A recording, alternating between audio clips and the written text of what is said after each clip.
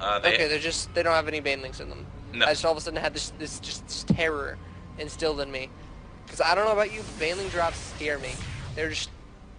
They are no fun. However, Neeb is going to have a hard time dealing with a Protoss army consisting of Immortals, Stalkers, Sentry, and Colossus, if he can get that composition up before the 16-minute mark. So very, very true. We shall see. Hydras and Corruptors going to be on the way there very shortly. He does have the Hydros Den and the Spire on the way. So he does have a decent economy, and he can definitely support some Hydras and some Mutalisks, I guess, if he decides to go that route. But probably the Corruptors deal with any sort of Colossus threat that will be on the way very, very shortly, if I believe, because Thermal Lance is on the way, although he's actually supply blocked his first Colossus. Pretty hard, too. Yeah, really hard. Wow, it's still not on the way. And Neeb has almost maxed out. This is the problem with not being able to delay that third. Not just the extra economy, but the extra larvae. And as you can see, Neeb going to go ahead and take a fourth. Definitely, and now he's feeling good. He's got a lot of roaches, a lot of units. Basically, at this point, the longer this game goes on, he's just going to be able to bank minerals. He's going to be able to bank money. He's going to be able to remax immediately upon losing this army, if indeed he does lose this army. Because that, my friend, is a scary amount of roaches. It is, and I see the Twilight Council going down. That's not going to be up time. No, and it is at +1, I believe, if I'm not mistaken, though. Yeah, on both. 1-1. He's 1-1. But he is the Zerg player is currently at 1-1 himself as well. Killing the Mink statue, oh very angry at that. That's a lot of roaches! He's moving in there, fully on, right up there, gets right up on that army. No force fields, there go the force fields, they are late. He is going to move back though, taking down a second layer of force fields as well, but that Colossus, I believe it went down almost immediately, and those force fields getting right up in the face. Burrow, until those force fields wear out. There they go, so he's going to move forward once again, doing tons of damage. There are the pros getting pulled off the line. These roaches are doing tons, but these force fields, not to take away from our Protoss player, are excellent force fields.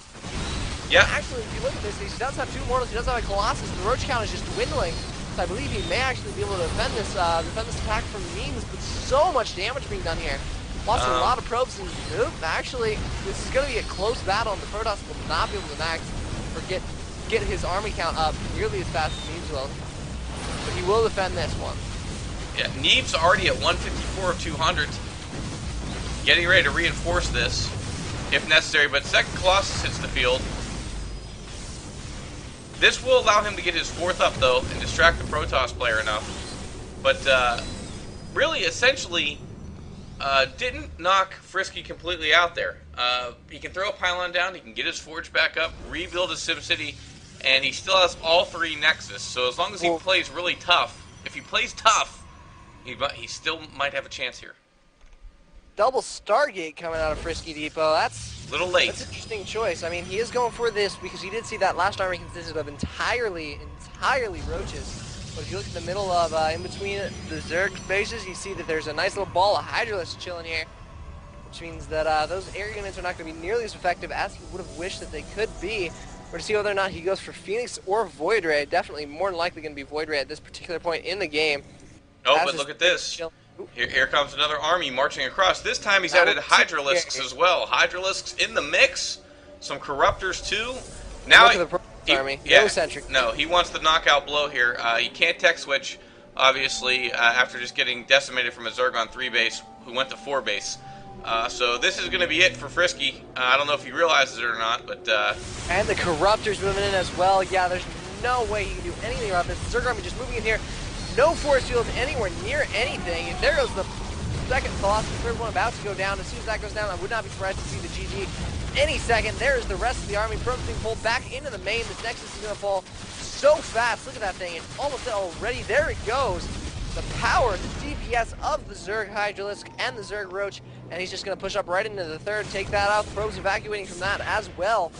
But I'm not sure there's anything he can do about it at this point. His economy is completely decimated. In fact, it doesn't exist anymore. If we look at the harvester count, we do see it's 53 probes to the 83 drones.